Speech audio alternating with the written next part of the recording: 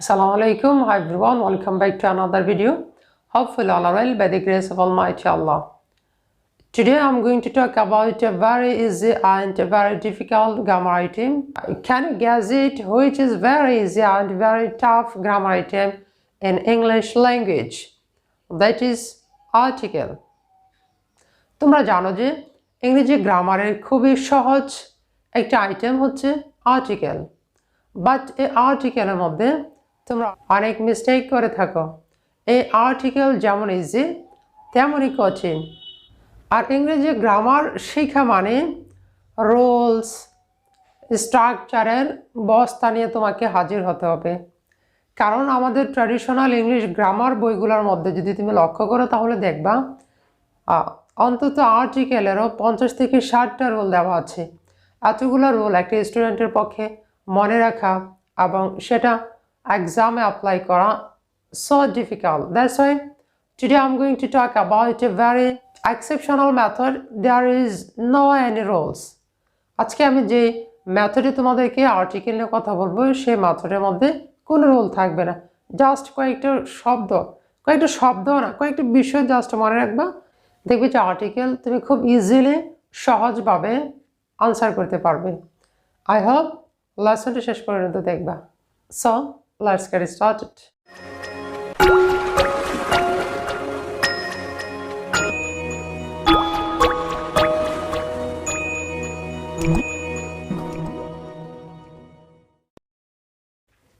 ওকে, আমি লিখছি আজকে যে লেসনটি পড়াবো সেটা হচ্ছে আর্টিকেল। আর্টিকেল। আচ্ছা, মূল লেসনে যাওয়ার আগে তোমাদের কাছে আমার একটা কোয়েশ্চেন হচ্ছে, তোমরা কমেন্ট বক্সে আমাকে জানাও আর্টিকেল কত প্রকার, 3 প্রকার না 4 প্রকার? কমেন্ট করে জানাও। আর আর্টিকেল মূলত এ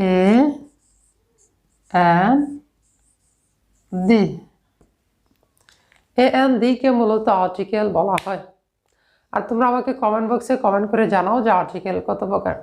সাধারণত তোমরা বলে থাকো এ এন ডি, এখানে 3টা দেওয়া আছে। আমিও এই মিস্টেকটা করতাম, আমিও একসময় মনে করতাম যে আর্টিকেল 3 প্রকার, কারণ এ 1 প্রকার, এন 1 প্রকার এবং ডি 1 প্রকার। Actually this is not correct, this is wrong. Article হচ্ছে 2 প্রকার। আর্টিকেল কয় প্রকার? 2 প্রকার। নাম্বার 1 হচ্ছে definite article.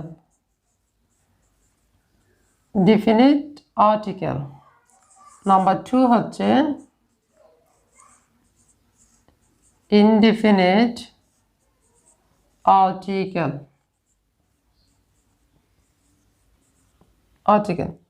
দেখো আমি কি লিখছি। নাম্বার 1 হচ্ছে definite article, নাম্বার 2 হচ্ছে indefinite article। এখন আমাদেরকে জানতে হবে যে ডিফিনিট আর্টিকেল কাকে বলে, ইনডিফিনিট আর্টিকেল কাকে বলে। ওকে,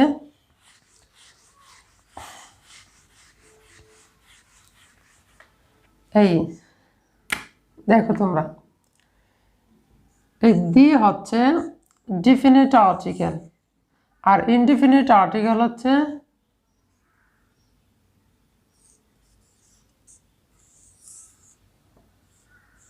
ডিফিনিট ইনডিফিনিট। দেখো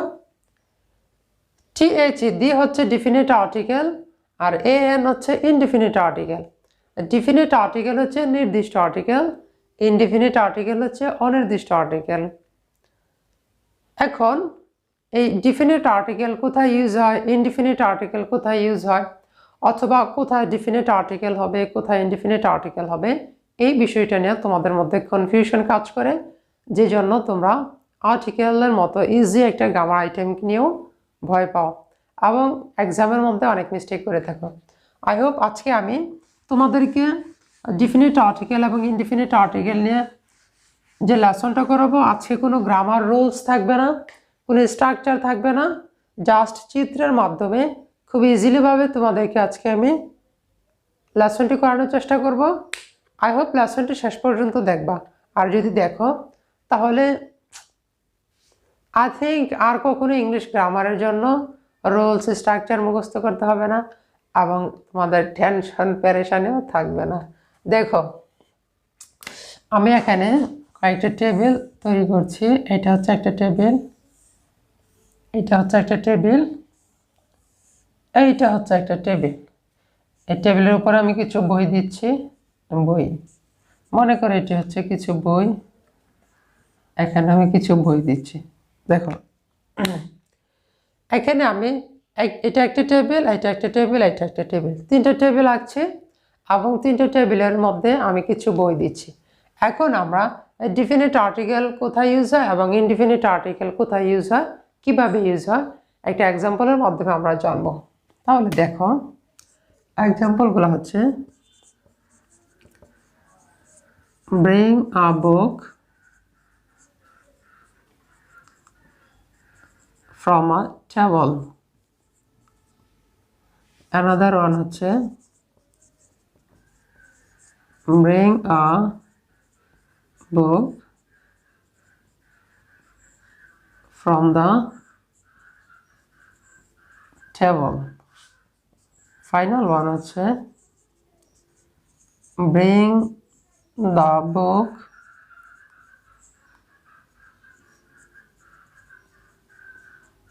from the table. তোমরা দেখো আমি এখানে তিনটা সেন্টেন্স উল্লেখ করেছি। ফার্স্ট ওয়ান হচ্ছে bring a book from a table, অর্থাৎ একটা বই আনো একটা টেবিল থেকে।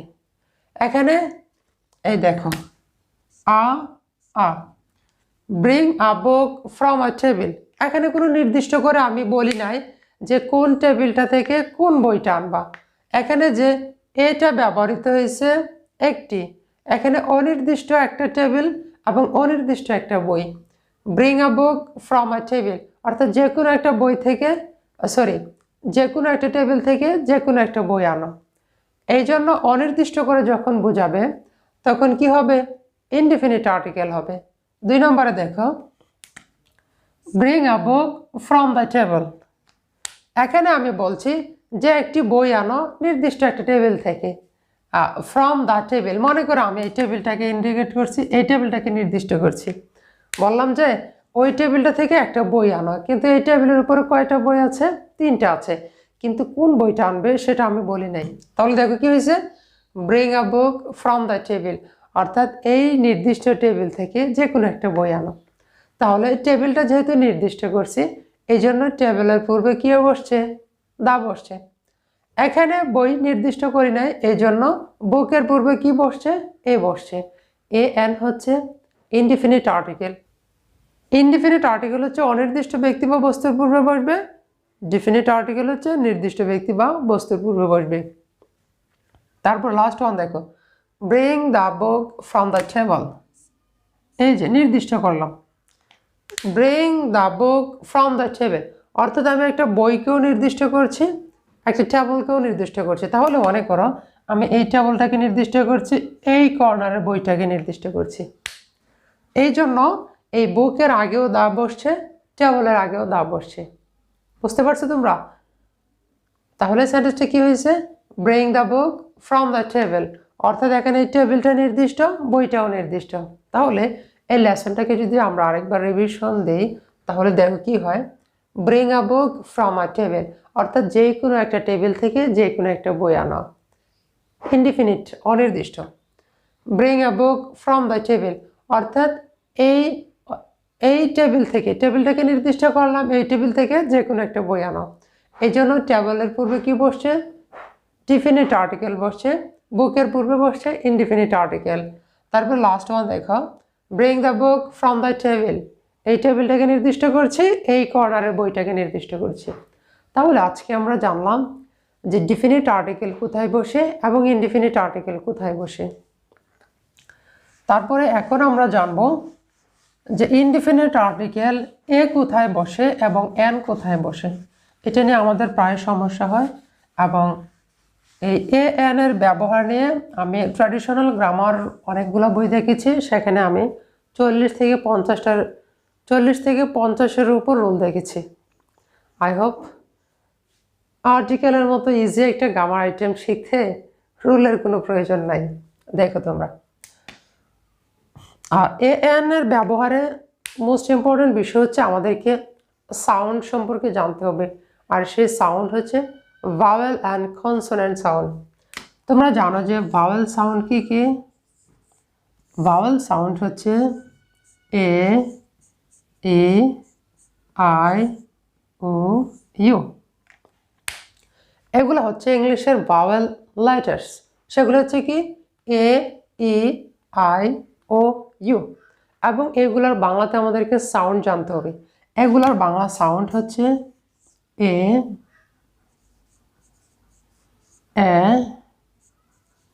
ই, অ, আর। দেখো এই পাঁচটা ভাওয়েলের পাঁচটা সাউন্ড রয়েছে। তোমরা যদি এই সাউন্ডগুলো ভালোভাবে বুঝতে পারো এবং জানো, তাহলে এ এন এর ব্যবহারে আর কোনো ভুল হবে না। তাহলে দেখো ফার্স্ট হচ্ছে এ, ই, অ, আ। আচ্ছা, এই সাউন্ডগুলো কিভাবে সেন্টেন্সের মধ্যে বা ওয়ার্ডসের মধ্যে কাজ করে আমি এক্সাম্পলের মাধ্যমে তোমাদেরকে বোঝাচ্ছি। দেখো তোমরা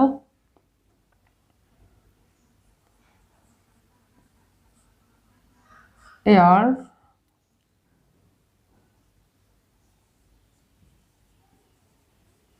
আইপল,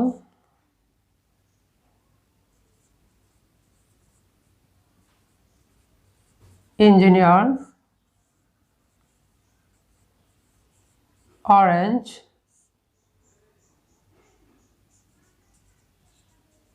আওয়ার। দেখো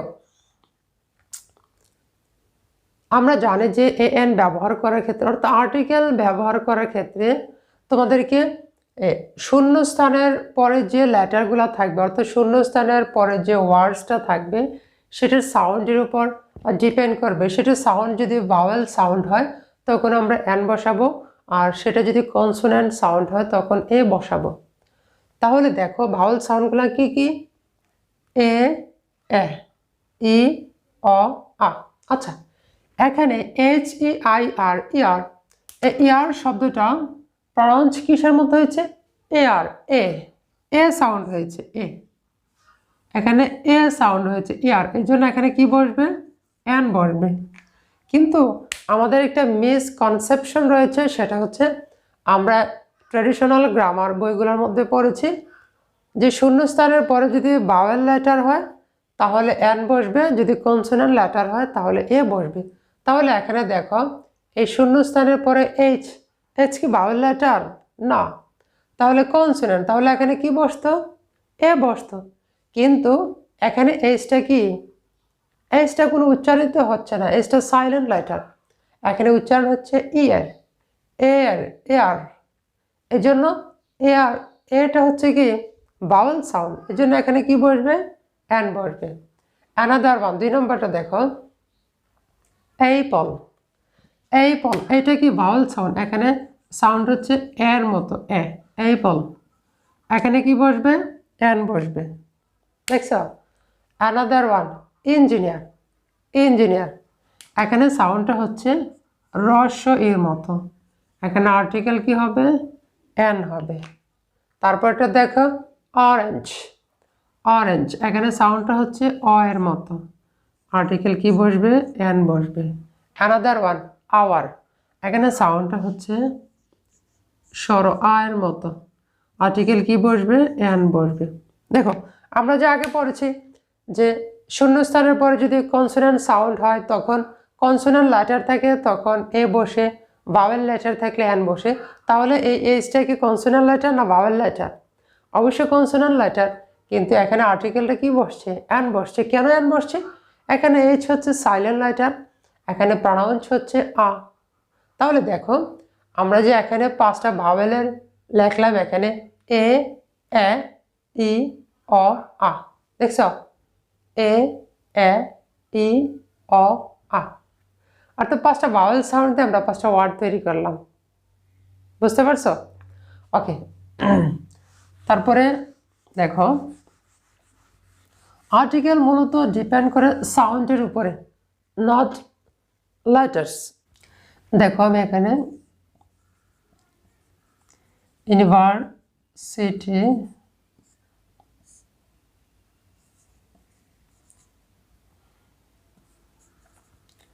1 টাকা,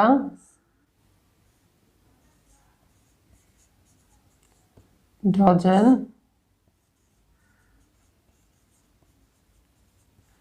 100 হচ্ছে ফার্স্ট ওয়ান হচ্ছে ইউনিভার্সিটি, ইউনিভার্সিটি। এই যে এখানে ইউটা হচ্ছে কি ভাওয়েল লেটার, কিন্তু সাউন্ড হচ্ছে কিসের মতো,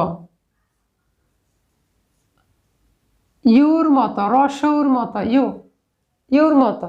তাহলে রস ও ইউ কিন্তু ভাওয়েল সাউন্ডের মধ্যে কি এই ইউটা আছে, নাই। এই জন্য এখানে কি বসবে, এ বসবে। যদিও ইউ লেটারটা হচ্ছে ভাওয়েল লেটার, কিন্তু সাউন্ড কিন্তু ভাওয়েল সাউন্ড করছে না। এই জন্য কি বসবে, এ বসবে না এন বসবে, অবশ্যই এ বসবে। অ্যানাদার ওয়ান হচ্ছে 1 টাকা, ওয়া, ওয়া। এই যে দেখো তোমরা, এ ওয়া কোনো সাউন্ড আছে ভাওয়েলের মধ্যে, নাই। এই জন্য ওইটা ভাওয়েল লেটার হওয়ার পরেও এখানে কি বসবে, এ বসবে। অ্যানাদার ওয়ান ডজেন, ড নামে কোনো সাউন্ড নেই ভাওয়েলটে, এর জন্য কি বসবে, এ বসবে। লাস্ট ওয়ান 100, হা কোনো সাউন্ড আছে এখানে, হা আছে, নাই। এর জন্য কি বসবে, এ বসবে। দেখছ, তাহলে আজকের লেসনের মাধ্যমে আমরা জানতে পারলাম আর্টিকেল এ এন এর ব্যবহার মূলত ডিপেন্ড করে সাউন্ডের উপরে। তাহলে আমাদেরকে জানতে হবে ভাওয়েল সাউন্ড কোনগুলা এবং কনসোনেন্ট সাউন্ড কোনগুলা। আরেকটা সিক্রেট বিষয়ের মাধ্যমে আজকের লেসনটা আমি শেষ করে দিচ্ছি।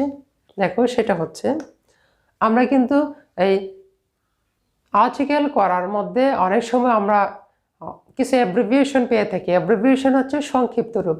যেমন আমি বললাম যে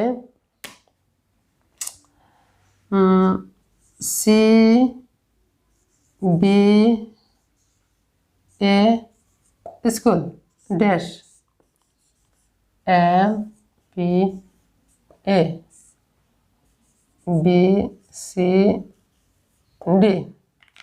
দেখো, এই শব্দগুলো হচ্ছে অ্যাব্রিভিয়েশন, অর্থাৎ আমরা যখন আর্টিকেল করতে যাব তখন আমরা এই অ্যাব্রিভিয়েশন পেতে পারি। ঠিক আছে, এখন দেখব যে শূন্যস্থানের পরে যে ফার্স্ট লেটারটা থাকবে সেটা যখন আমরা সাউন্ড করব, ওই সাউন্ডটা কি ভাওয়েল সাউন্ডের মতো হয় নাকি কনসোনেন্ট সাউন্ডের মতো হয়। যদি ভাওয়েল সাউন্ডের মতো হয়ে থাকে তাহলে আমরা এন বসাবো, আর যদি কনসোনেন্ট সাউন্ডের মতো হয় তাহলে এ বসাবো। তাহলে আমরা দেখি প্রনাউন্স করে সে সাউন্ডগুলো কি হচ্ছে। C B A S, C, C, C নামে কোনো ভাওয়েল সাউন্ড পাইছো তোমরা? অবশ্যই পাও নাই। তাহলে এখানে কি বসবে, a. Another one m P a, কি আসছে, এম আসছে, প্রথমে কি আসছে, এ আসছে। এ ভাওয়েল সাউন্ড তোমরা পাইছো, এই জন্য কি বসবে এখানে, এন বসবে। Another one B C D, B, B নামে কোনো ভাওয়েল সাউন্ড আছে, নাই। এই জন্য কি বসবে, এ বসবে। খুব ইজি না? আই হোপ আজকের লেসনটি খুবই ইজিলি এবং খুবই ইন্টারেস্টিং ফিল করেছ। আর আমি চেষ্টা করব ইংলিশের প্রত্যেকটা গ্রামার আইটেম এইভাবে easy, without structure, without rules তোমাদেরকে বোঝানোর জন্য।